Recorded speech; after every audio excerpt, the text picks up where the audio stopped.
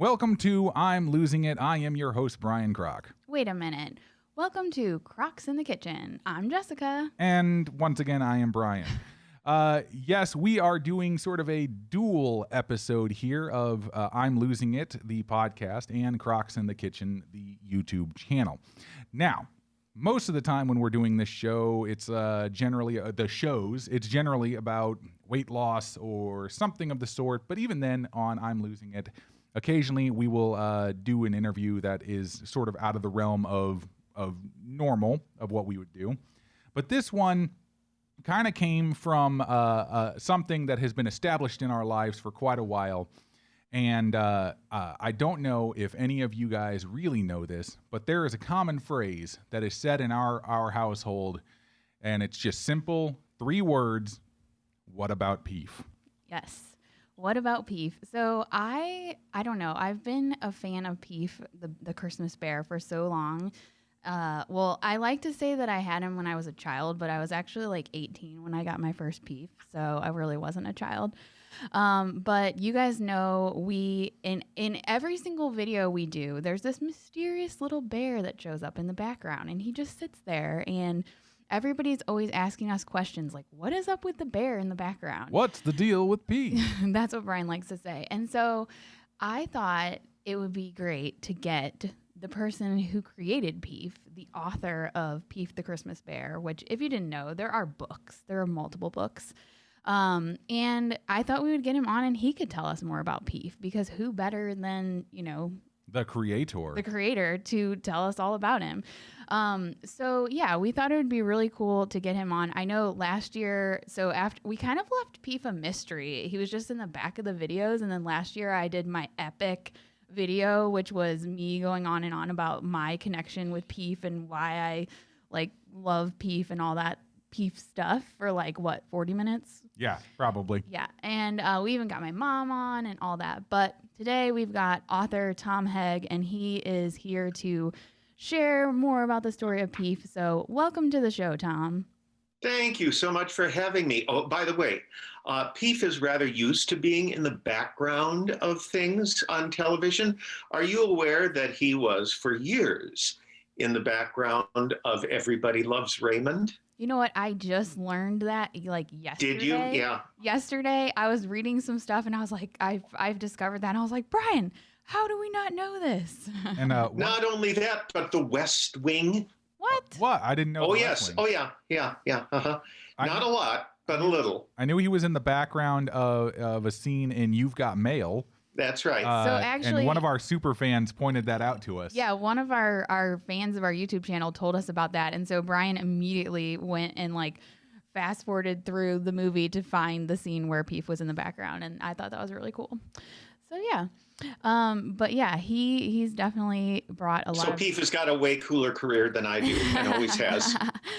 So I guess we'll start.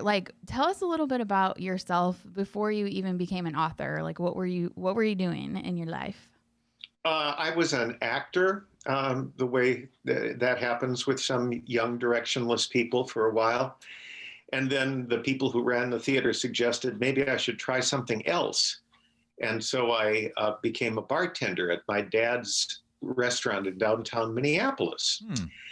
And not having any creative outlet, I thought, well, maybe I'll try and do a little writing. And my church had asked me to come and do a little something at Christmas time for the annual congregational dinner. And they said, would you read something from the traditional Christmas canon, like maybe, I don't know, A Christmas Carol or something like that? And so I sat down to pull it together, and I thought, wait, what if I try and write something myself? I mean, I didn't know that I couldn't write. And so I sat down with a yellow legal pad and I wrote a poem called A Cup of Christmas Tea, which, long story short, has sold about 2 million copies to date. And yeah. And, and then Warren Hansen, who is the illustrator of all my books, and I sat down and we decided that we wanted to do something for kids. And so I took a day off from tending bar and my wife, Peg, fielded telephone calls and threw sandwiches at me occasionally. And I napped on that couch and woke up with the storyline of PEEF in my head. And I called Warren Hansen to tell him the storyline. And he said, well, you know, this is what you've got here is the actual Christmas storyline about a father who gives a son to the world knowing that he'll probably come to harm. And so I wasn't aware of that until Warren pointed it out to me. But that is how PEEF came to be. And he got his name from my brother Jim, who's 5 years my senior, who, when I was born, had a collection of stuffed toys, some of which squeaked. And he decided that that word transliterated into English would be PEEF. And so when it came time to name the little bear, I did so in honor of my brother. And so it says in the beginning of the book, in the dedication. Oh, that's great. I really do like, so going back to A Cup of Christmas Tea, we were actually watching an interview that you and Warren did a while ago, and I didn't know that you guys had, it's kind of, I don't know, I'm a believer in everything happens for a reason, and just like, I don't know, things are put into the world in the time that they're, you know, everything kind of comes together. I'm a big believer in that, and I really liked the story of Warren having that like personal connection with the story that you had written, and that's why he even agreed to be the illustrator to begin with anyway. Is that right? Yes, that's right. I didn't have any illustrator at all. I read the poem to the church and they dug it big time. And they said, you got to do something with this. And so I thought, well, I need an illustrator because I don't do that sort of thing myself. And an editor of a Minneapolis St. Paul magazine was a friend of mine. And I said, who is the best illustrator in the Twin Cities, bar none? I want the best. And he said, Warren Hansen, and you'll never get him. Oh, okay. It was, I'm sorry, Brian. And so I called Warren up. He answered the phone. Okay. And I started reading the story to him. And he didn't stop me. And so I kept on reading until the story was over. And he said, I'm going to do this. I've got to do this. So yeah, and then I also liked moving on. You guys were talking about, or maybe I was reading, I don't know, I read a lot of stuff online, everything I could find about the story of how you guys got together and all that. But also, I thought it was interesting because the publisher also had kind of a personal connection with the story, and that's kind of how you ended up being able to publish it. So it's just like everything came together and I don't know, just kind of fell into place, it seems like. Yes, that's right. Ned Waldman, my publisher, my original publisher, rest his soul, was raised for the first 5 years of his life by a housekeeper. His father had left the scene and his mother had died. And so for the first 5 years, this little Jewish boy was raised by a Roman Catholic who brought him to the Basilica of St. Mary every Sunday and saw to it that at Christmas time, no matter how straitened their circumstances, he had a Christmas present to open. And he was ultimately adopted by his Jewish family at the age of 5. But they were very wise, and they knew that a bond had been forged between them. And so they kept him in touch with her, daily touch with her. And that is why he identified with the story. And I had both of my grandmothers living with me when I was growing up, one on the second floor, one on the third floor of a triplex in a Minneapolis neighborhood.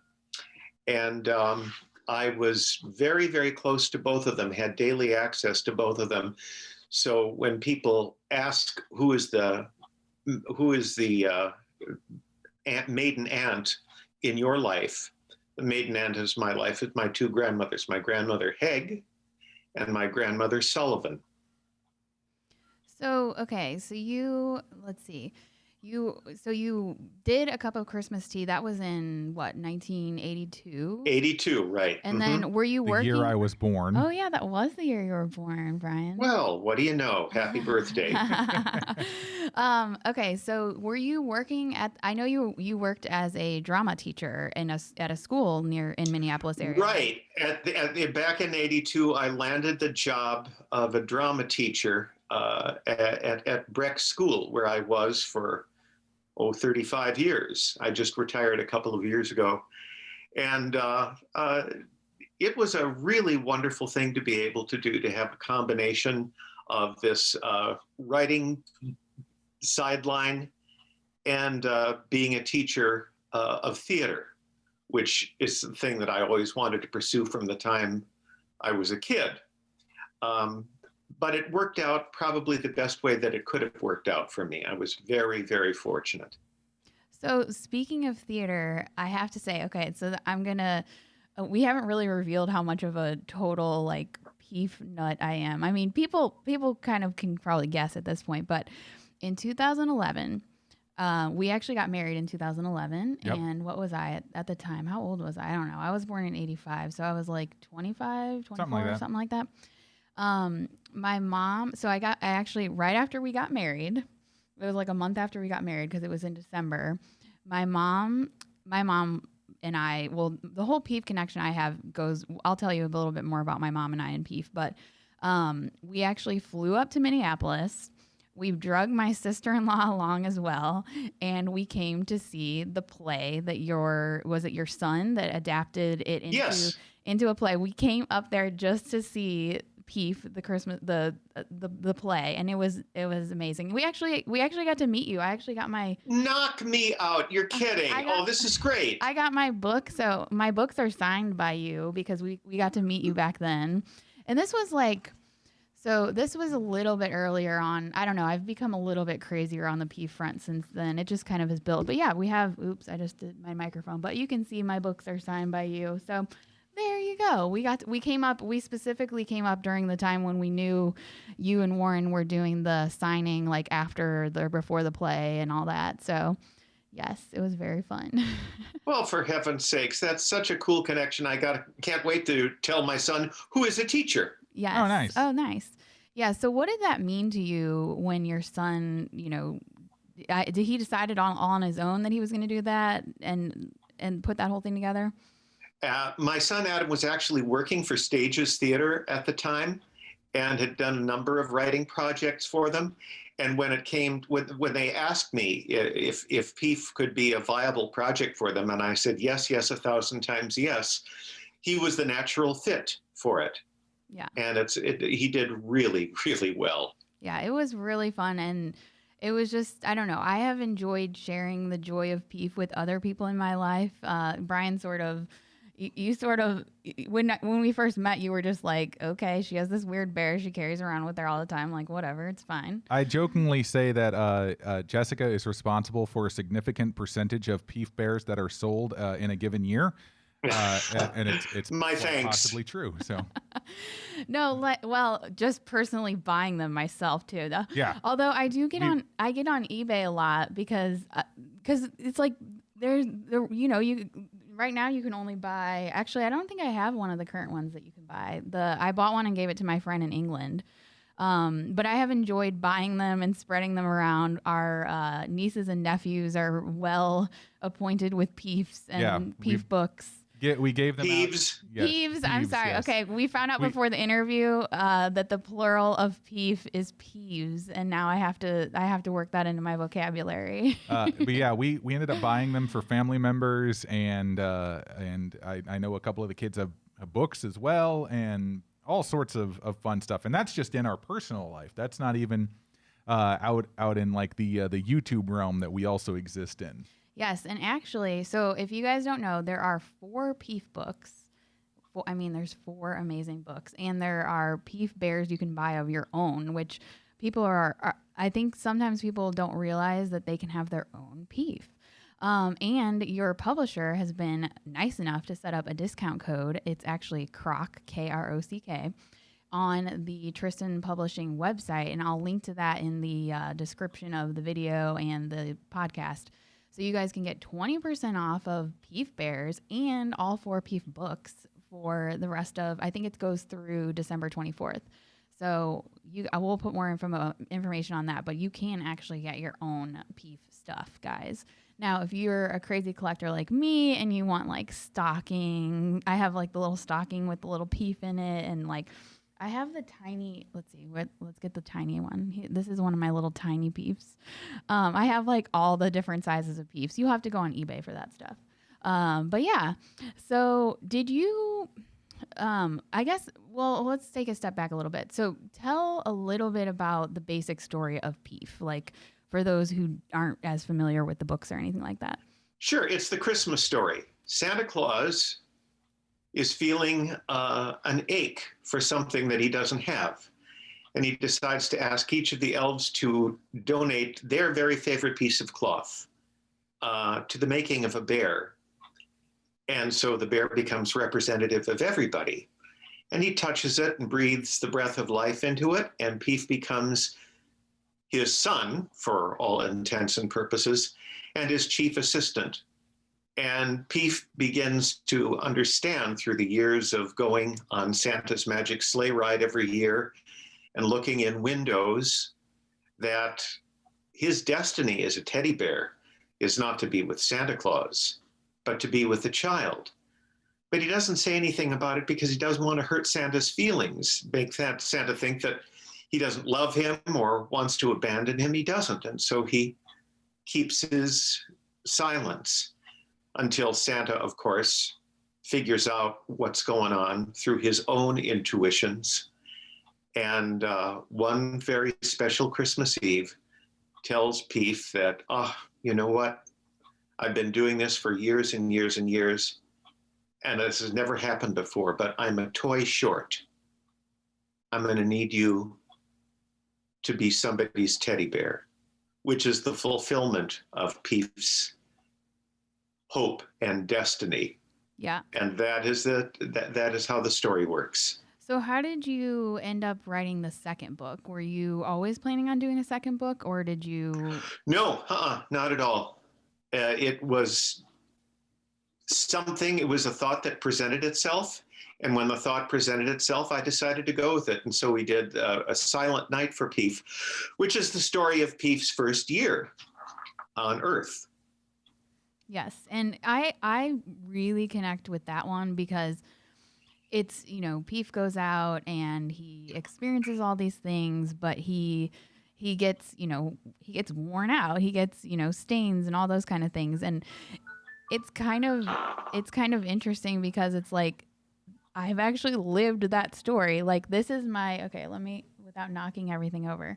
So this one is my original PEEF. He actually wears a Santa Claus outfit whenever it's Christmas time. He likes to wear it all year, but he has quite the wardrobe. He does. It's bigger than mine. I have a really bad habit of buying any bear that's wearing clothing that's like relatively the size of PEEF. I will buy the bear, and then I have a lot of naked bears because PEEF owns their entire wardrobe. So this is his Santa Claus outfit, but he actually has, like, both of his eyes are cracked. I think my mom threw him up in the air and he got caught in a ceiling fan once and flew and hit the wall, and that's how one of his eyes got cracked. Thanks, Mom. Badge of honor. He has lost both of his eyebrows. Oh, so he has. He has lost both of his eyebrows, and his paw is like super worn out. His paw is starting to get really worn out. Like, he's actually going to need, I don't know. He might need surgery. He's not as fluffy as he used to be. He's not as fluffy. That's one of the reasons why he likes to wear clothes, is because he's not as fluffy as he used to be. He's a little bit like squished, but he still squeaks. And if his squeaker ever dies, I will probably I'll probably do surgery on him, let's be honest, and put a new squeaker in. But I have lived that story of where he actually lost both of his eyebrows on airplanes separate times. I don't know why. They fell off when he was on airplanes. But I've lived that story of like having, growing up, going back a little bit, growing up for me, in my family, it was like you didn't use things, right? You sat on the couch very like you didn't mess up the couch. You didn't use like if you bought a new car. If my parents bought a new car, it would sit in the garage for a while. Like you didn't use things, and to me, you didn't get enjoyment out of them because what's the point of having stuff if you're not going to use it? And so, to me, PEEF kind of represents that whole like thing where it's like you should be getting enjoyment out of the things that you have in life, and you should really like I don't know, he's PEEF, and he's getting worn out, and he's getting he's got his issues, but that to me is a sign of like a life well lived, and so that's kind of what he represents to me. So I wanted to ask you, what does he represent to you? Exactly the same. Good. So I'm on the right track. Indeed, you are. Yes. So yeah. So did you? Okay. So I did the math. It's been 25 years since the first book came out. So did you ever imagine when you wrote that book that you'd be sitting here 25 years later still talking about PEEF? Oh, heavens, no. These are very, very transient, ephemeral things, and I am shocked out of my mind that it's still around, delighted that it's still around, but very, very surprised. Yes.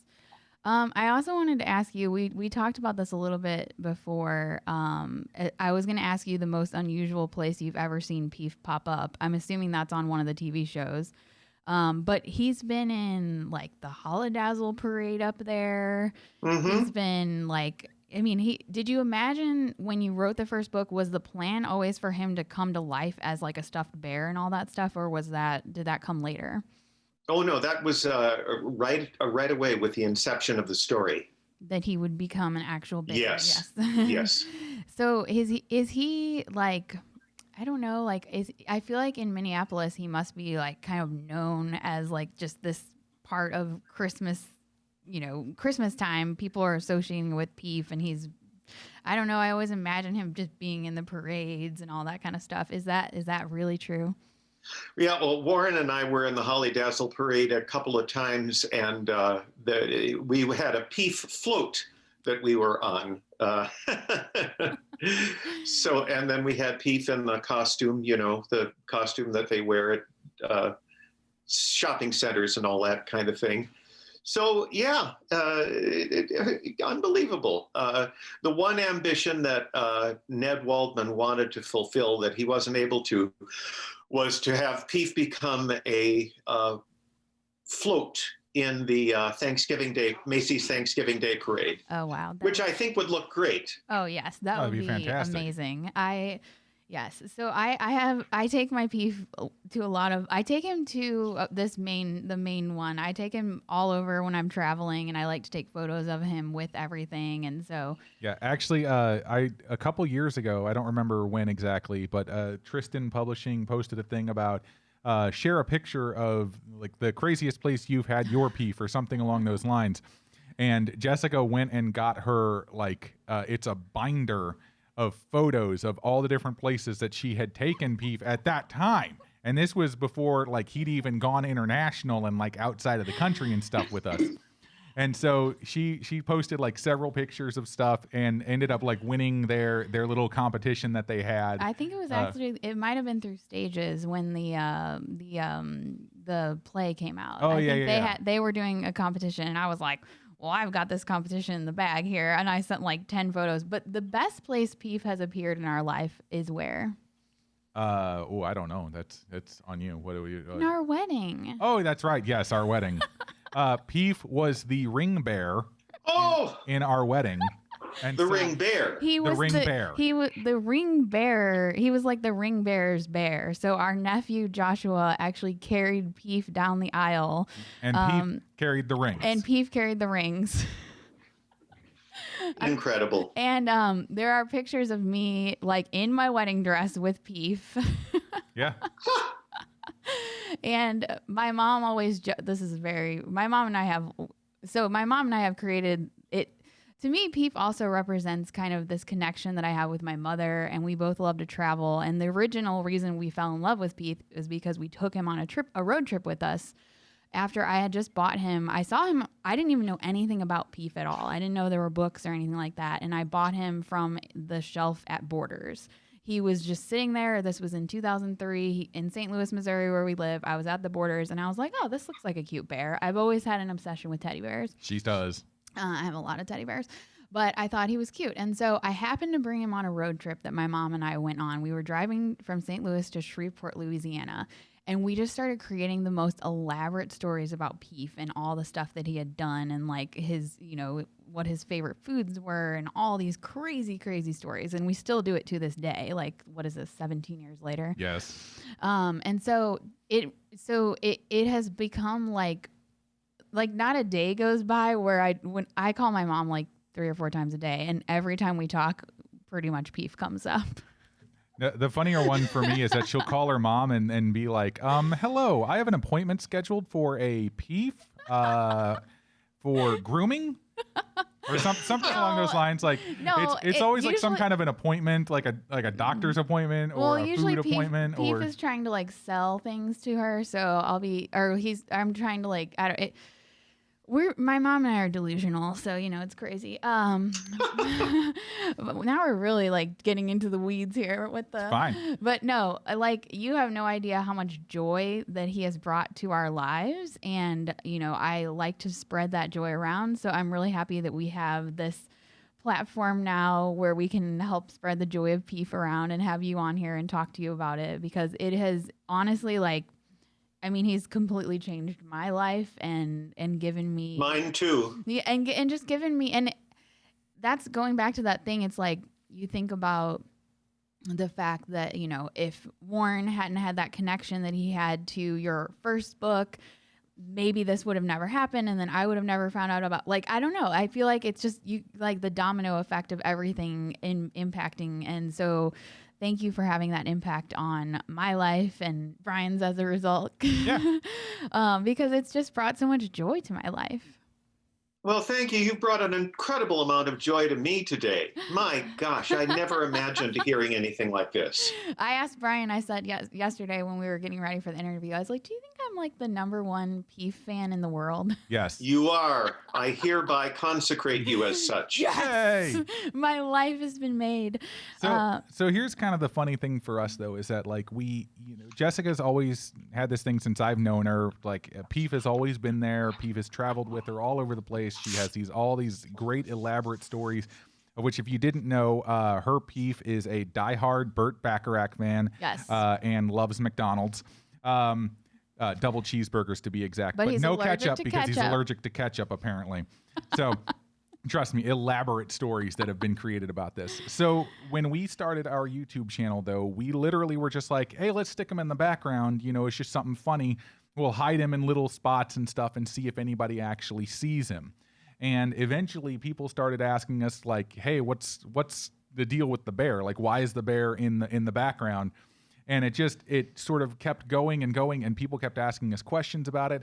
And PEEF has kind of become this not like a mascot, but he's become this thing that is in our channel that people really relate to for some reason, even if they don't know the story behind it, just because of the sheer amount of passion and love that Jessica has for PEEF as a bear.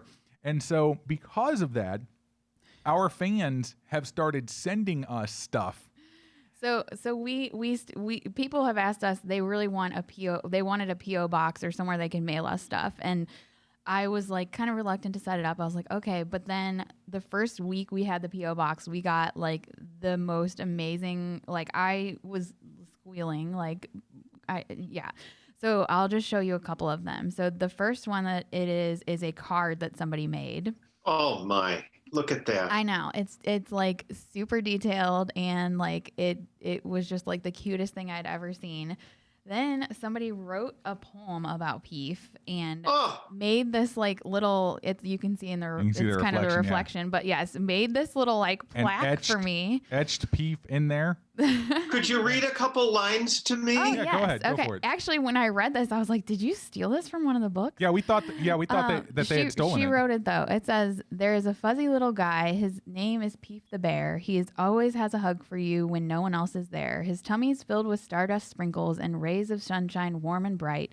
His eyes are stitched with moonbeams to watch over you at night. If you love this little bear, he'll be a friend so true. Tell him all your secrets and he'll keep them safe for you. PEEF will cheer you when you're sad because he knows just how you feel. I've heard he's just a toy, but in my heart, I know he's real. Like, how cute is that? That's adorable.